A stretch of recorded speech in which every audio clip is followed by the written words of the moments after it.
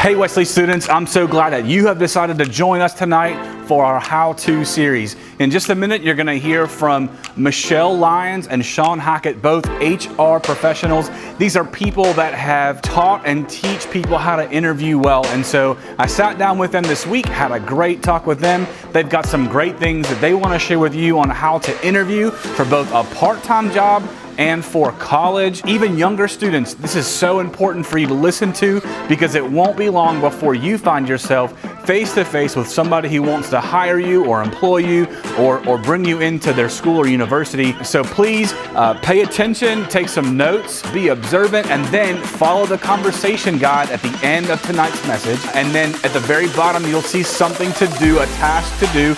If you'll do that task, turn it into Ellen, you'll get some chances to win some prizes. And then at the end, we're going to pull somebody's name for the toolbox and the free fall retreat in October. So guys, thank you so much for being here tonight. Thank you for tuning in. I can't wait to see some of you on our Zoom breakout right afterward. We'll see you later.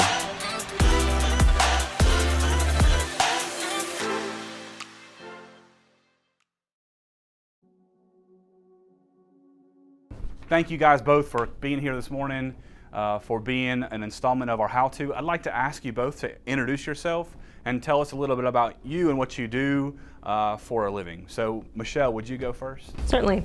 I'm Michelle Lyons and I work for MAU Workforce Solutions. I'm a recruiter there. They are a staffing and recruiting company, and I work in the professional services division, so I work with anyone from accounting to engineering to supervision in manufacturing, any of those types of roles. And I help people identify candidates for clients and then help them through the interview process. Got it. Okay. And Sean?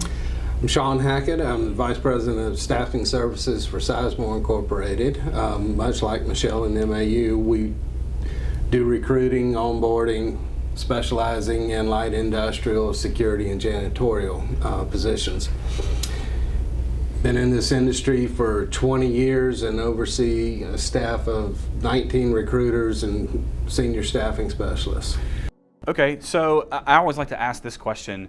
How is what you do, being a recruiter, finding people for companies and businesses to work there, how is that a ministry, or how are you able to serve other people through what you do? Michelle? For MAU, actually, it's interesting because our company, one of our quotes is, "We make lives better."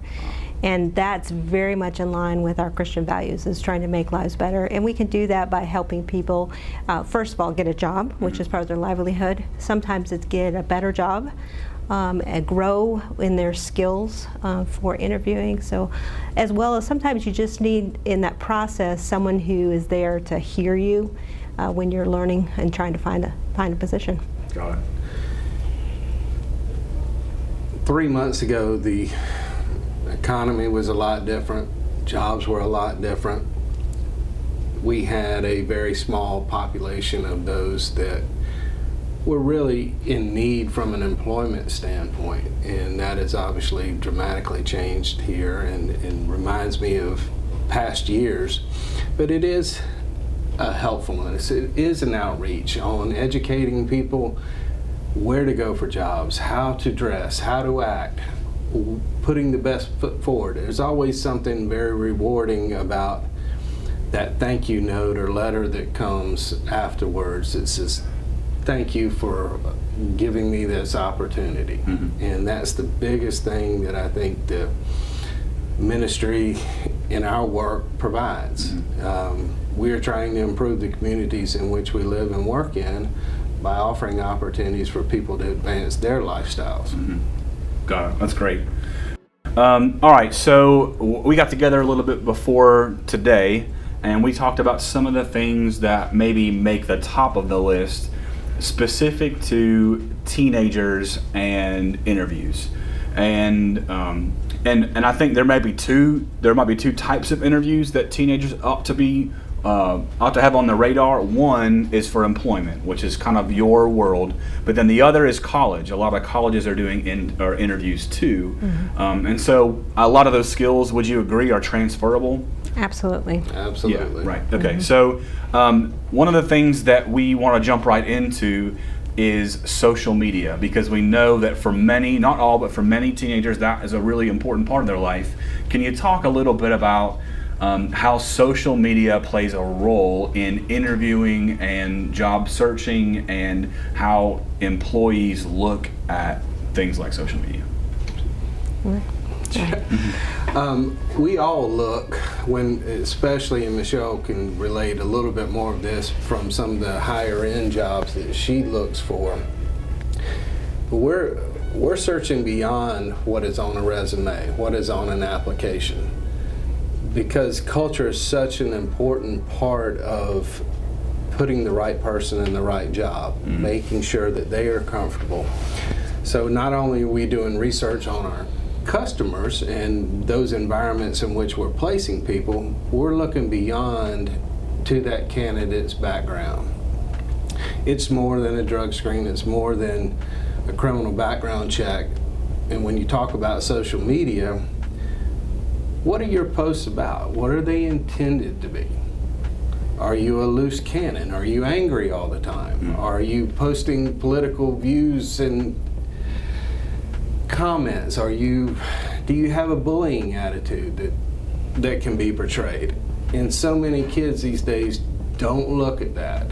They want to, fit in however that is, and they may be overstepping the boundaries, particularly that older age group, as they're juniors, seniors in high school getting ready to graduate. You don't want to post all those pictures of parties and different types of environments, because as an employer we look at that as a negative. I mean, share the positive things, but you've got to realize that colleges, employers are all digging deep into your backgrounds.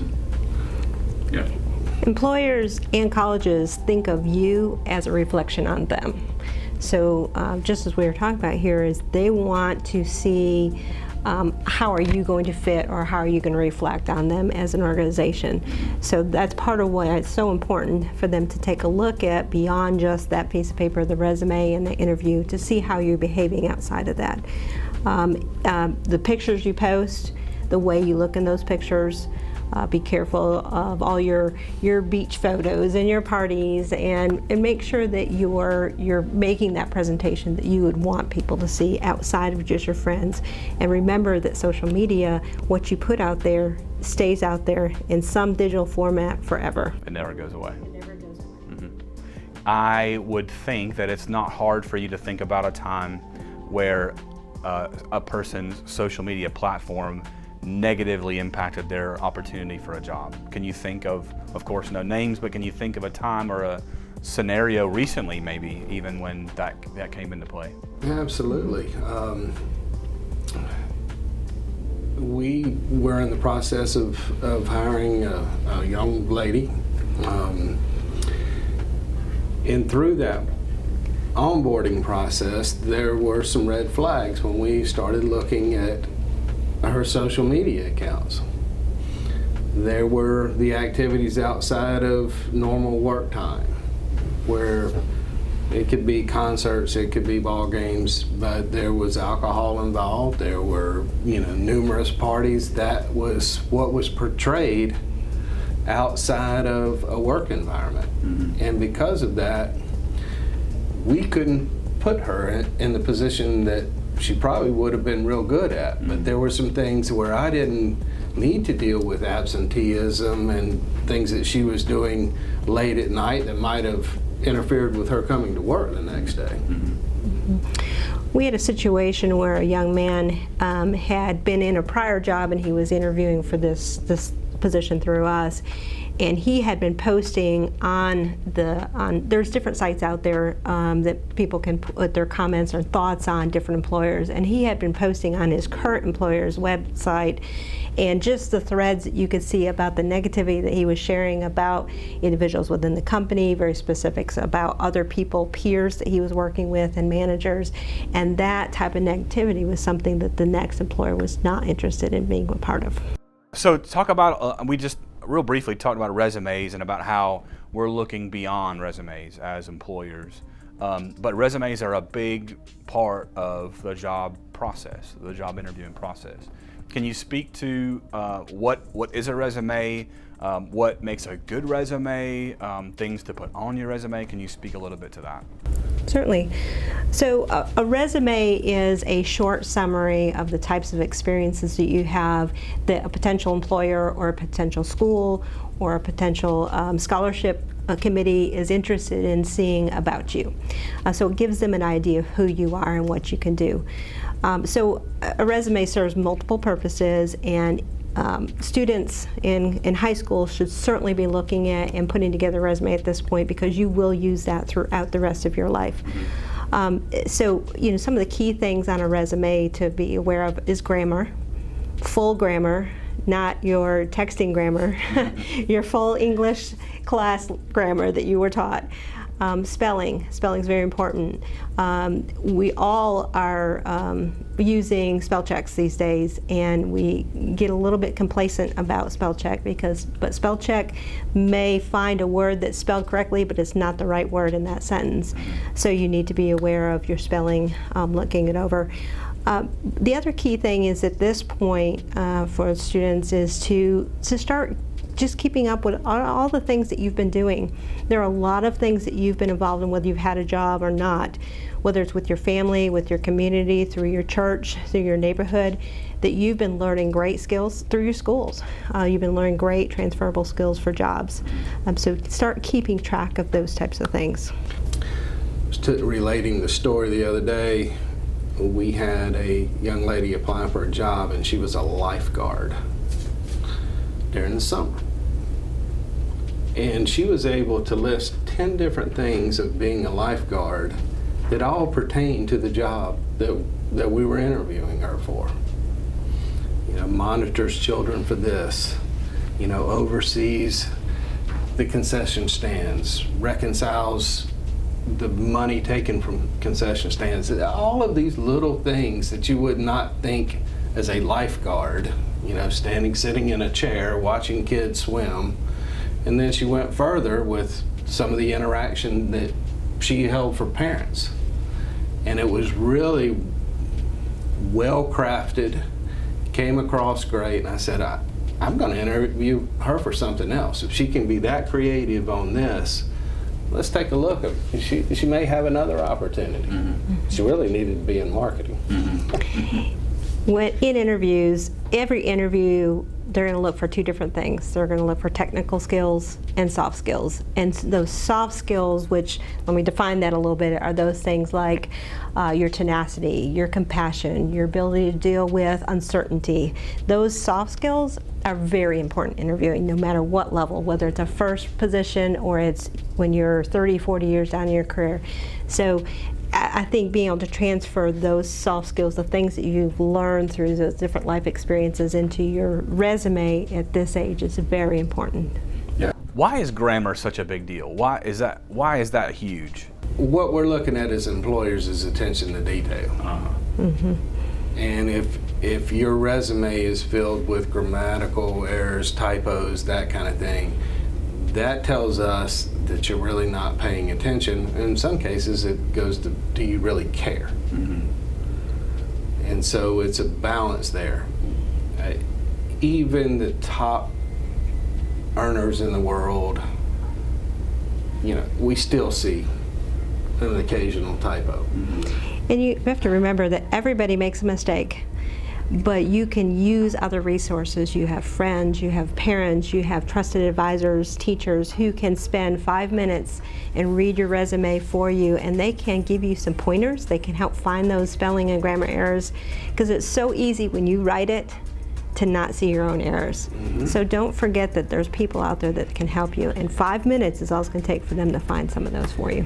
And a lot of times, you know, you're filling out an electronic application in addition to submitting a resume.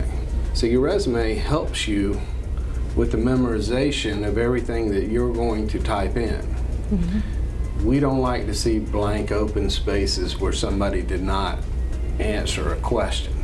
So having that resume built when you're applying for a job is just kind of your cliff notes. Mm-hmm. It helps. Yeah. You know, The younger generation needs to be more thorough in completing these tasks. Because we look at it, well, if your application is incomplete, then that's kind of a reflection on them as an individual that they may leave their work somewhat incomplete. And that may not be actually how you feel, but perception is reality, right? What people see is the only thing they have to go off of. And so if they see incomplete, well then the only conclusions that they can draw is that there's no care or no attention to detail. That may not be the case, but that's what you presented, right? Talk a little bit about when you come in for an interview, and it's an in-person interview, or I guess even an online one. We'll talk about that a little bit later. But what do you wear? What should you wear to an interview? You want to dress to impress. Yeah. Even if they tell you it's a casual interview, because sometimes, particularly these days, companies will have a casual interview, always overdress. Don't underdress. So a few examples would be a suit, or what you might wear to a wedding or to Sunday to the traditional service. Right. A button-down shirt if you're a male in a tie. I had a candidate went in for an interview and he wore his dress pants and his dress shirt, but he left his dress shirt untucked and no belt. Make sure that it's fully set up in a very professional-looking manner. Do not wear exercise clothing. Do not wear blue jeans. That's not acceptable. And don't wear any sleepwear, and we've all seen it. We have all seen people show up like that. Know the environment that you're going into and dress above that. If they're wearing khakis and a polo shirt, then you want to put on a button down and a tie. I've got 6 suits hanging in my closet that I haven't worn, except for special occasions.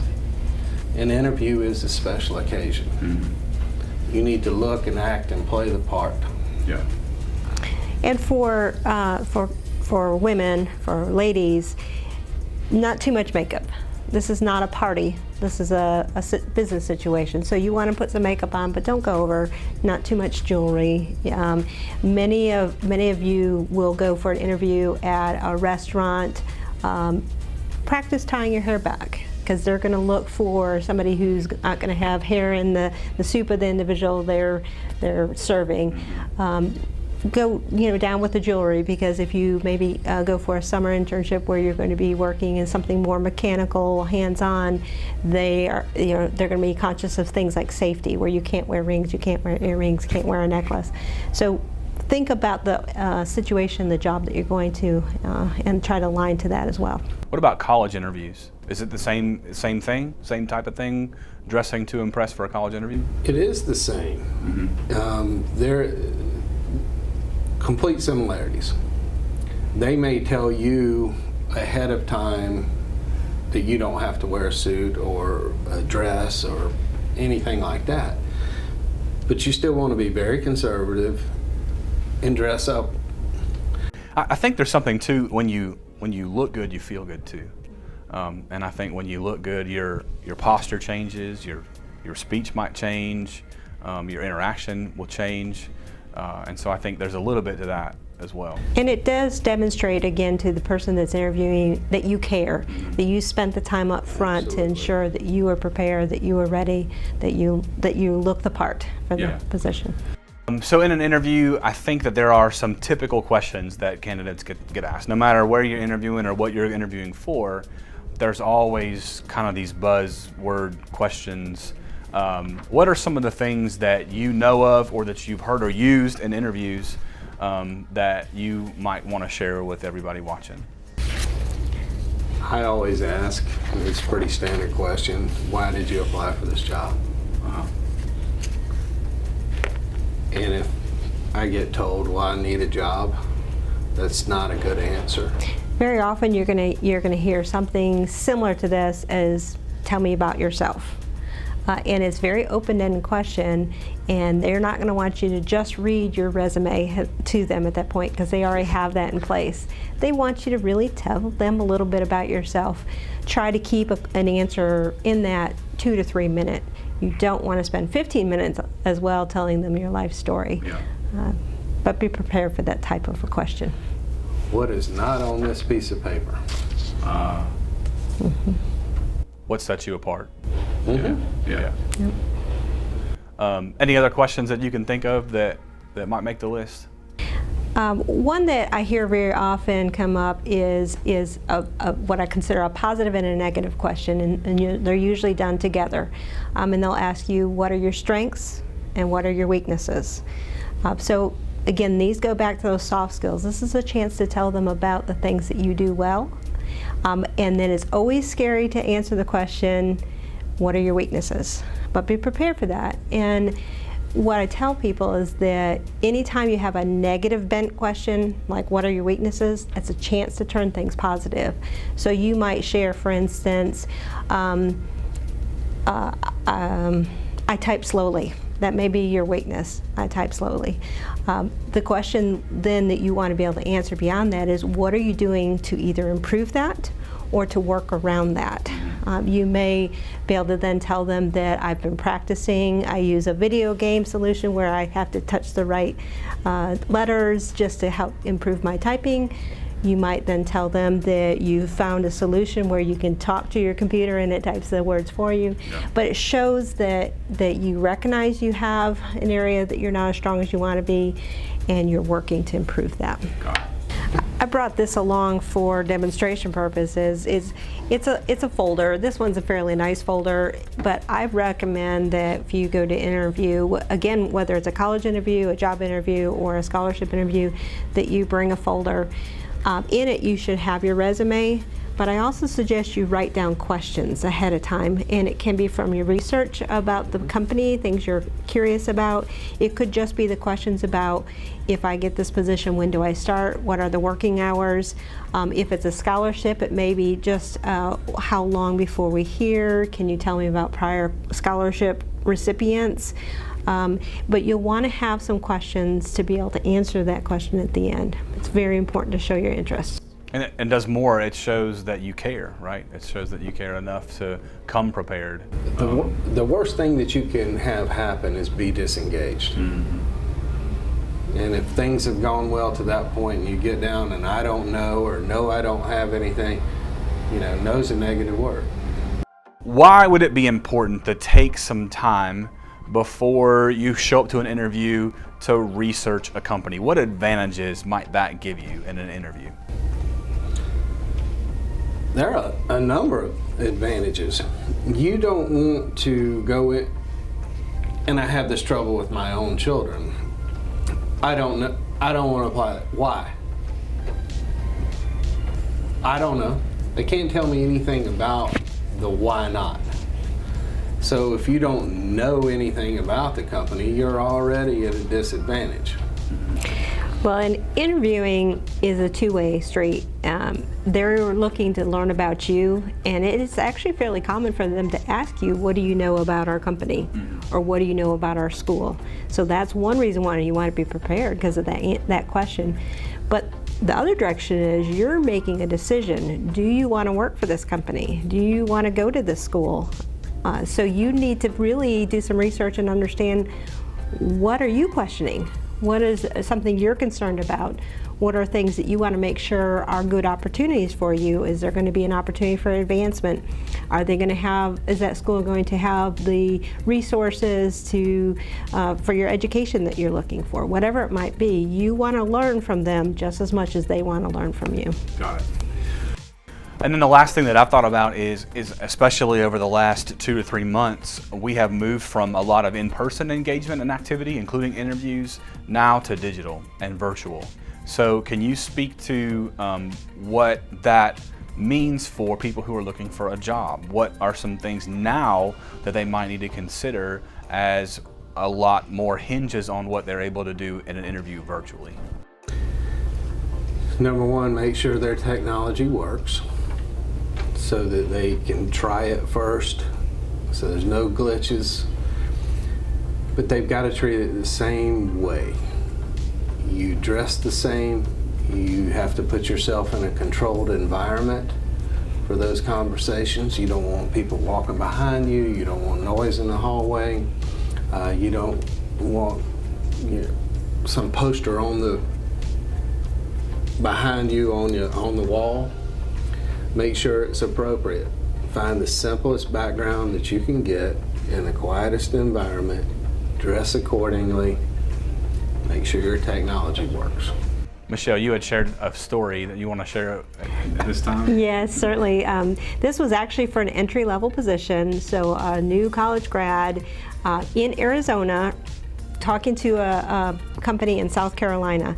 And so there's a time zone difference, so he was early in the morning up doing an interview, and his roommates got up and walked through the back of the interview during his video conference with their early morning hair and pajamas. So you want to make sure that you're prepared for whatever might happen in those kind of interviews. You don't want to be embarrassed like that.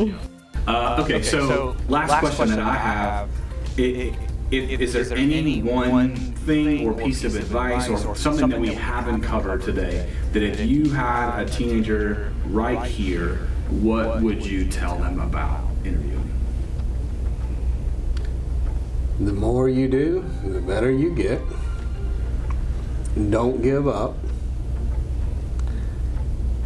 Be prepared. Mm-hmm. That's as simple and easy as I can make it. Mm-hmm. Don't get discouraged if an interview doesn't go well. Mm-hmm. And then a lot of times you can call that hiring manager or whoever you've interviewed with and ask the question, what can I do differently next time that's going to help me get a job, not only at your place of business, but somewhere else? Mm-hmm. And most of the time they'll be very open and talk to them what those strengths and weaknesses were. Got it. Yeah, very well said. I think the preparation in advance, one thing I encourage is practice, and practice with others. Again, your resume, have someone else review it. Take some of those common interview questions and practice them with someone else. It's always kind of funny when you know somebody and you're practicing those kind of interview questions, but the more you do it, the better you'll be. Mm-hmm. That's great. Well, thank you both so much for being here. This was incredible. It was really good information and great content that I know our students and their parents, who I hope are watching with them, are going to, number one, enjoy, but have some good conversations about this upcoming week. So thank you both for being here. I appreciate it very much. You're more than welcome. Thanks.